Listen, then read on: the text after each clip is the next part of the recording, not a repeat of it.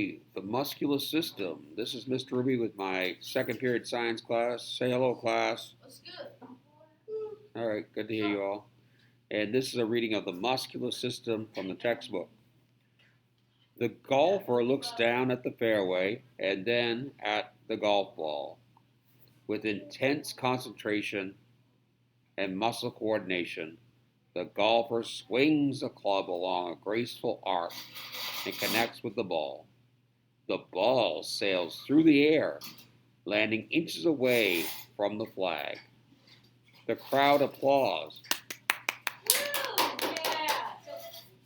A few minutes later, the golfer makes the final putt and wins the tournament.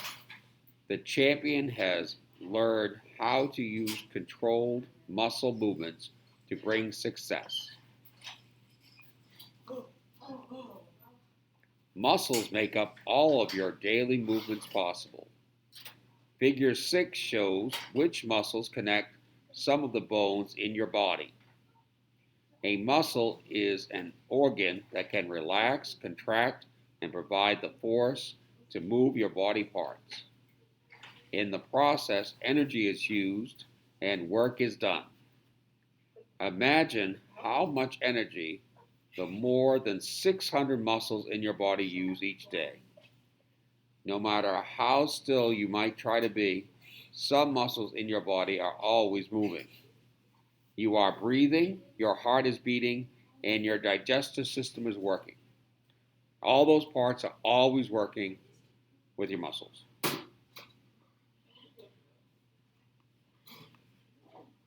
On this page, we have somebody frowning and someone smiling.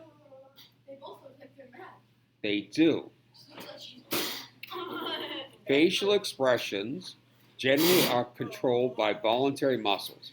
It takes only 13 muscles to smile, but 43 muscles to frown. Aww. It takes 43 muscles to frown? Yes, 43 muscles to frown. Muscle control. Your hand, arm, and leg muscles are voluntary. So are the muscles in your face, shown in figure 7. You can choose to move them or not to move them. Muscles that you are able to control are called voluntary muscles. In contrast, involuntary muscles are muscles you can't control consciously. They go on working all day long, all your life. Blood gets pumped through the blood vessels, and food is moved through your digestive system by the actions of involuntary muscles.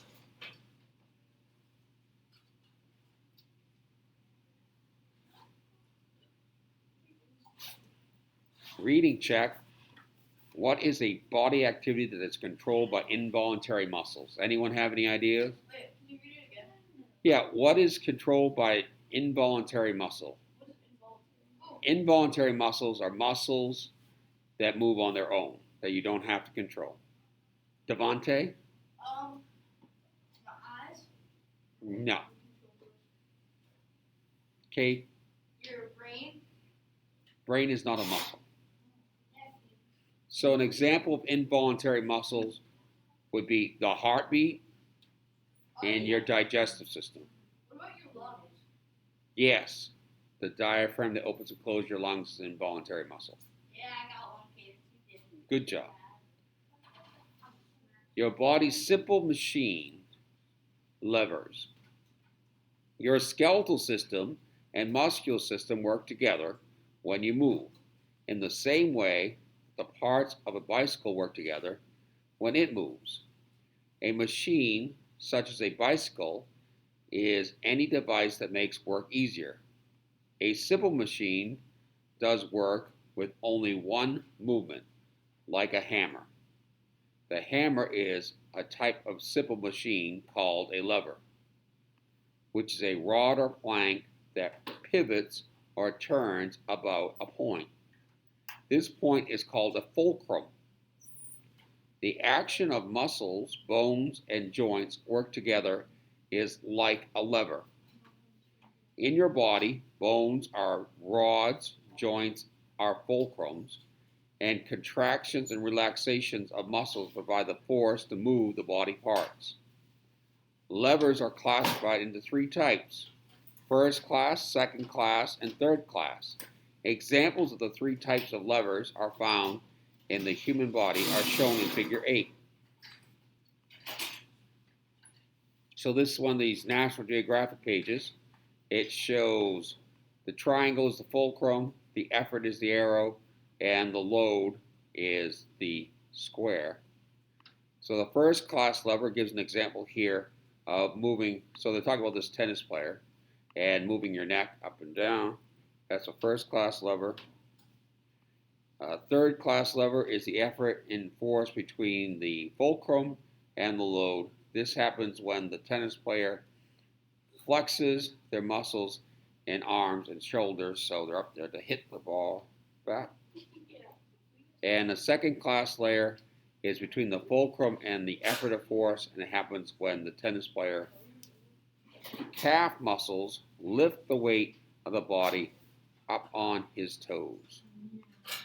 So there's that third class layer right there. Different types of muscles. So you have, in this arm illustration, is the skeletal muscle, which is voluntary, and it has something called striations, which is, when you look at it under a microscope, what's in this picture here, you can see the stripes. Then you have cardiac muscle, which is just the heart muscle.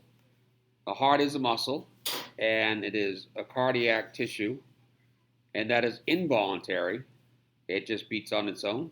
And then, of course, digestive system, smooth muscle, throughout the colon, that's all, and the upper and lower intestines, that's all smooth muscle, so you don't have to work at that happening. And this paragraph talks about it, classification of muscle tissues. All the muscle tissue in your body is not the same. The three types of muscle are skeletal, smooth, and cardiac. The muscles that move bones are skeletal muscles. They are more common than other muscle types and are attached by bones by thick bands of tissue called tendons. When viewed under a microscope, skeletal muscle cells are striated and appear striped. You can see striations in figure 9a. Skeletal muscles are voluntary muscles.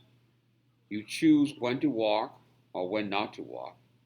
Skeletal muscles tend to contract quickly and tire more easily than involuntary muscles do.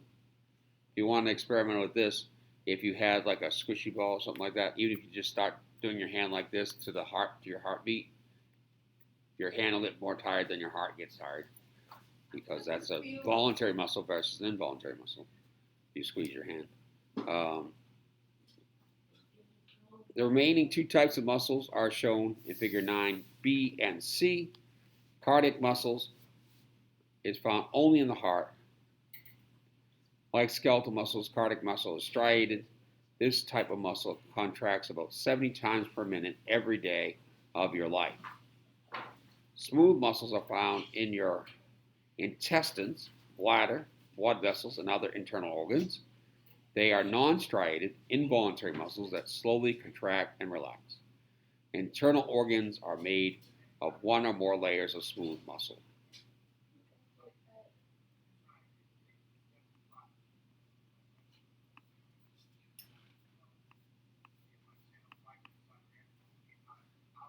You turn that down. Working muscles. How do muscles allow you to move your body? You move because pairs of skeletal muscles work together. When one muscle of a pair contracts, the other muscle relaxes or returns to its original length, as shown in figure 10, right here, contracting and relaxing. Muscles always pull, they never push. When muscles on the back of your upper leg contract, they shorten and pull your lower back leg up. When you straighten up your leg, The back muscles lengthen and relax, and the muscles in the front of your upper leg contract. Compare how the muscles in your legs work with the muscles in your arms work. Changes in muscles. Over a period of time, muscles can become larger or smaller, depending on whether or not they are used.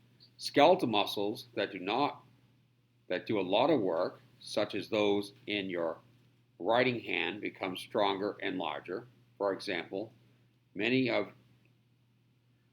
soccer and basketball players have noticeably larger defined leg muscles. Muscles that are given regular exercise respond quickly to stimuli.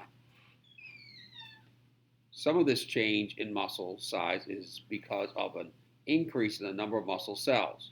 However, most of this change in muscle size is because individual muscle cells become larger. In contrast, if you participate only in non-active pastimes, such as watching television or playing computer games, your muscles will become softer, flabby, and will lack strength. Muscles that aren't exercised become smaller in size. When someone is paralyzed, his or her muscles become smaller due to the lack of exercise. How muscles move. Your muscles need energy to contract and relax. Your blood carries energy-rich molecules in your muscle cells, where the chemical energy is stored in these molecules is released. As the muscle contracts, this released energy changes to mechanical energy, or movement, and thermal energy, or heat, as shown in Figure 11. When the supply of energy-rich molecules in the muscle is used up, the muscle becomes tired and needs to rest.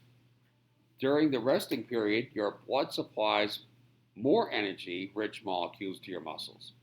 The heat provided by muscle contracts helps keep your body temperature constant. That's homeostasis. We've talked about that before.